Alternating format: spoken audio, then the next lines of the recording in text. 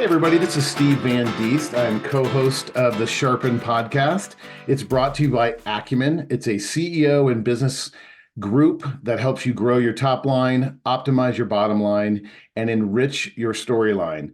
I'm excited today to talk about many things, but our guest is going to address how, as a son of a founder, a family man, a business partner, address all the complexities of growth, risk, and being a whole person at home as well. So today I've got a almost 3-year member of the Summit team out here in Colorado, and Jonathan Hachmeister. Thank you for being here today.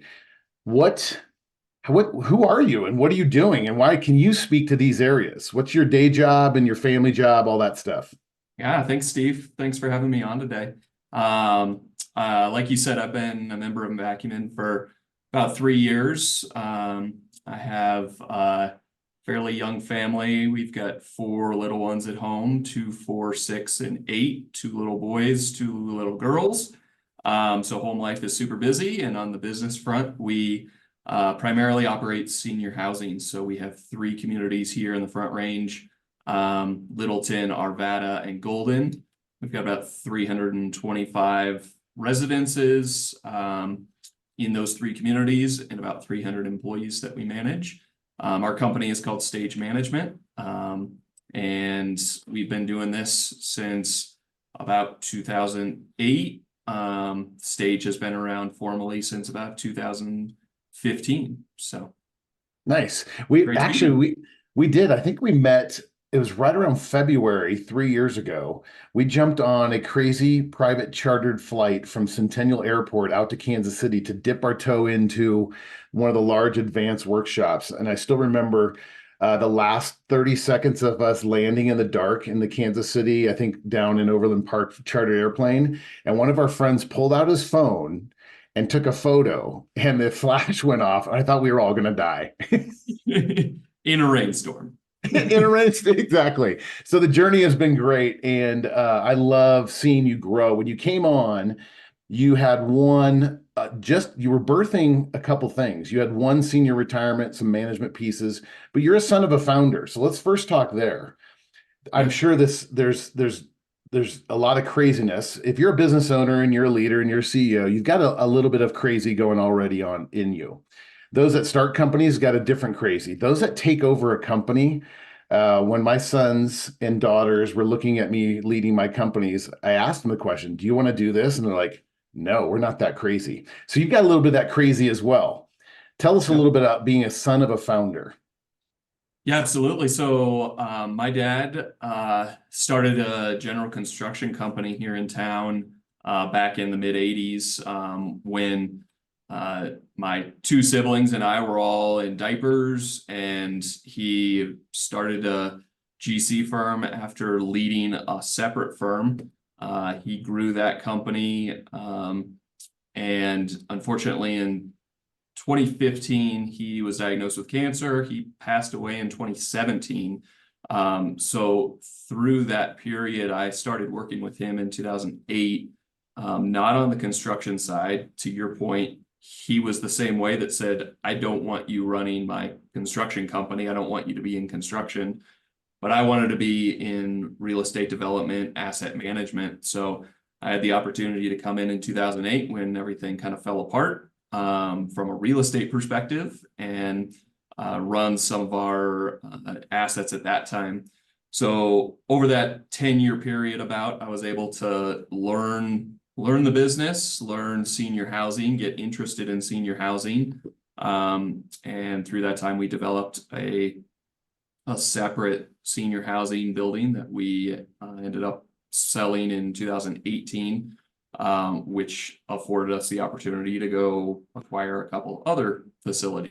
Those are the ones we operate today. But being the son of a founder, I think gave me a unique perspective on one, the pressure of living up to my dad's shoes and everything that he accomplished, but also afforded me a lot of opportunities that I'm grateful for today that I wouldn't have had otherwise. So it definitely is woven in everything that I do.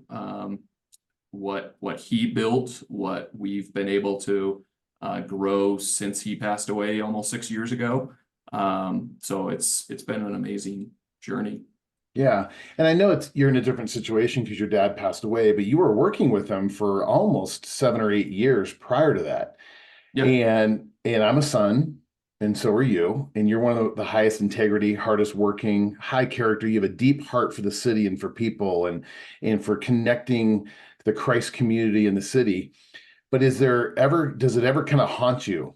Gosh, I've got this responsibility because of what my dad and kind of your mom started. Does that ever kind of affect you in a negative way where you kind of going, I've got to really calibrate and make sure this is who God's called me to be, and I'm Mhm. not just doing this because dad started this.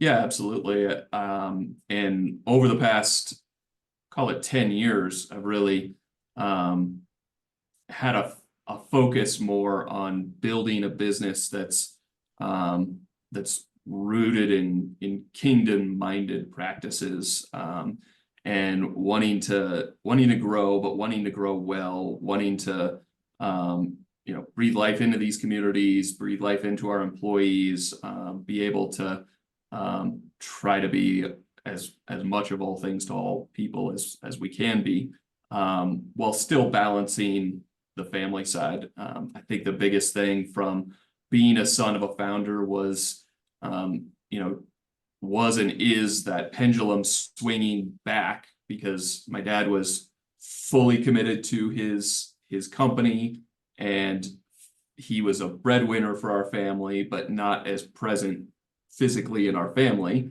So my pendulum swinging this way to be as present as I can be in my family, but still operating the business. So yeah, there's a lot of push and pull, and I think it's a fairly common theme of any of our founders Mhm. in Acumen, that we're not in the office enough, we're not at home enough, and how do you balance the two of those? Yeah, and I think it's a unique perspective. My dad was blue collar worker and wonderful, but it wasn't this. It's different than when your dad is the owner. He lives in the top seat of the company, because you and I know what that does at 3 in the morning, at four Mhm. in the morning, and at noon, or the kids are getting off school, and the pressure of going, wait, I've got 300 employees. I serve over 400 or 500 people. Our impact is great, and so having that, it's a pretty unique perspective than just being a son, but being a son, because then how far do I swing the pendulum? Because I'm still responsible. And Mhm. I know you process that. So how do you process that risk of, I want to still grow this company, yet I've got these humans at home, but Yep. also, I also want to take care of myself. Yep.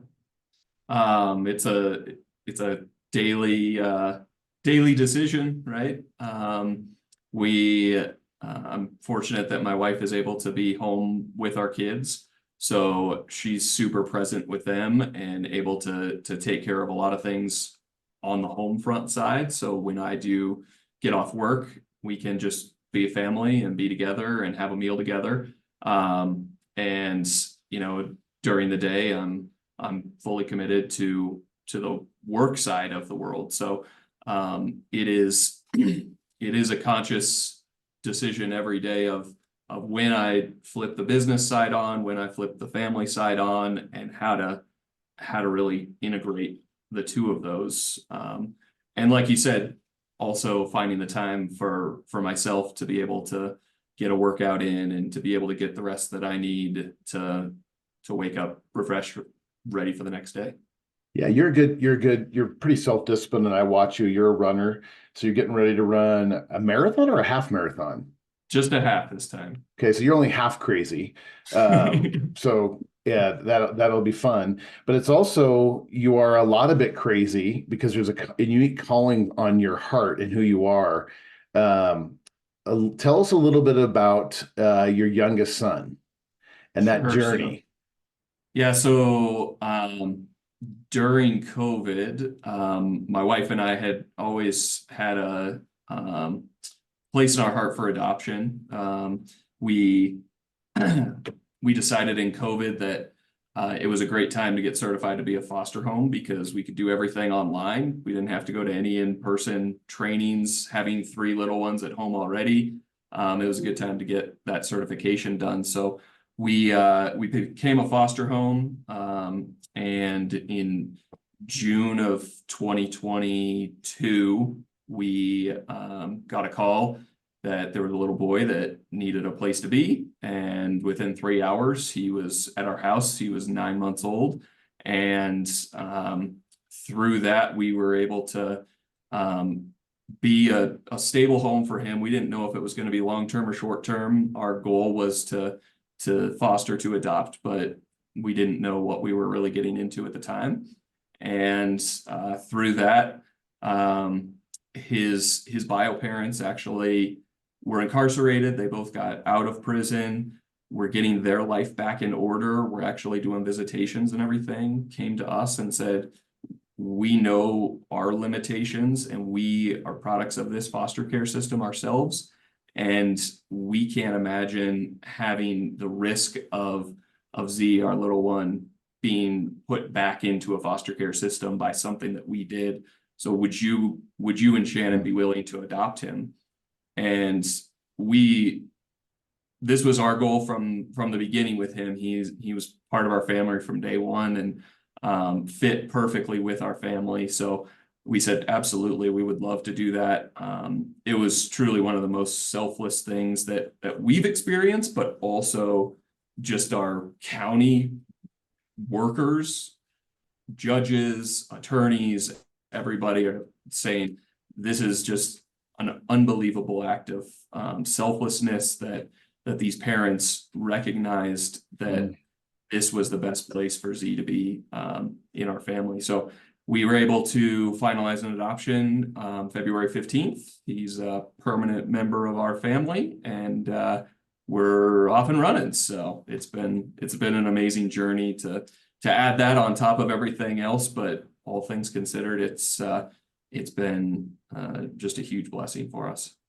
Watching you these last 3 years, you and Shannon and the kids and the process, and you coming, and that's the power of you coming to sometimes the Acumen Monthly Council and sharing with the Summit team, this is what's going on. And it may be about like this opportunity to expand and buy another building and expand our leadership. But then sometimes it's just, can you just pray? Because this adoption process is not easy. I'm running a business. I've got 3 other kids. I'm married. I've got hobbies. And so you're sitting in an office down in South Denver right now, and it's a cool, multifaceted building, a real estate building. You've got nonprofits in there, for-profits in there, but your office is always one of the more serene, peaceful, quiet places. It may not feel like that to you all the time because computer screens are in front of you, but then I've watched you. I've watched you in that environment.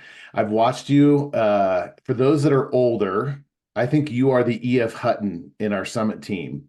Jonathan's a great listener. He's processing. There's a lot of loud voices in the room. And when Jonathan speaks, for you older guys, remember the commercials, and E.F. Hutton speaks, everyone quiets. But then I go to your house for a family function, and it's like a different universe. I think we went there for a gingerbread. We went there for an adoption party. It is full-blown chaos with all the kids, and you guys' this tremendous ability to do business and then to balance. So it goes to that son of a founder. You saw some things and you recalibrated you and Shannon's vision. Tell us how that community piece fits into your guys' world of being a business owner. Because in your home, I went in the basement. I thought it was like Lord of the Flies. I thought the kids were going to take me over, and they were all under 10. Yes. How do you balance all that? Well, a lot of credit goes to my wife for being the social side, and we've really loved getting plugged in with our church locally, and growing that network of young families and families in our community. We're fortunate that my wife's siblings all live within our neighborhood, and their kids are very similar ages to our kids. So when we have a family event or a community event, there are a lot of kids. I think there were 40 maybe, like you were saying. when we were able to celebrate Z's adoption last month. So it was definitely chaos, but it's a blast to see our kids being able to grow up with kids that are like-minded, with us having friends, parents, and even you and Christine and other mentors, people who have older kids that are in high school or college or graduated college, being able to breathe, wisdom into everything that we're doing. Really, we just want to be good listeners and do our best through this whole process of growing little humans. Yeah, I think it's a great perspective you can share to other business owners. Being a son of a generation of parents that it was the era that they worked and they built. And in being in the construction world, I can only imagine how time consuming. But you and Shannon didn't just say, no way, I'm done. I'm not going to ever lead a company. You've calibrated in the middle, and you're a big an example to all of us, a role model to how do I lead a company? How do I lead my family? But I also can impact people's lives in my community and other kids. You've put yourself in mentorship in the acumen community. One of the dynamics I think a lot of people also have, because in your home, there's these two other guys that keep showing up, and they've got humans as well. You've got business partners, longtime business partners. Yeah. How do you deal with their friends, their business partners? They're in your home, they're at work. Tell us about business partnerships, because some people start sweating cold sweats when they think about business partnerships. It's hard, but tell us your experience. Yeah, it's been awesome to be able to have business partners that I know well, that I've known for years and years. One of my business partners, he knew my wife before my wife and I knew each other. So we go way back. He was in an e-commerce business that overnight Google flipped a switch, and his business had to file for bankruptcy, and he was looking for an opportunity. And so we decided to partner up and do this senior housing thing. And then over a couple of years later, we identified another old friend. We had lost touch over the years, but we were old high school, middle school buddies even, who has a finance degree and a nursing degree. So he's kind of a unicorn in our industry. We were able to convince him that he should work in this industry, and he's been just amazing to be able to work on the care side of the business and to be able to deliver really best in class care to our residents, which really helps us sleep at night, knowing that the product that we're delivering and the care that we're delivering to residents at the end of their life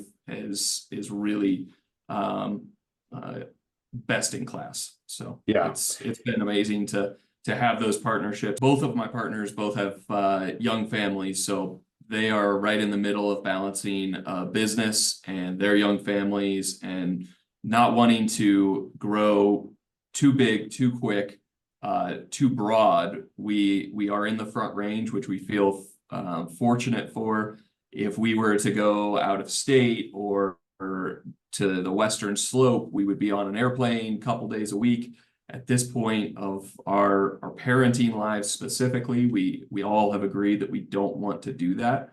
But maybe that happens in the future when we have more time in our day that we're not with little kids at home. So it'll be interesting to see how the years go, but it's been amazing to, like I said, have these relationships personally and professionally with both of my business partners, and to be able to grow this together. Yeah. Okay. So what's the next challenge that you're facing right now? It's spring of 2024.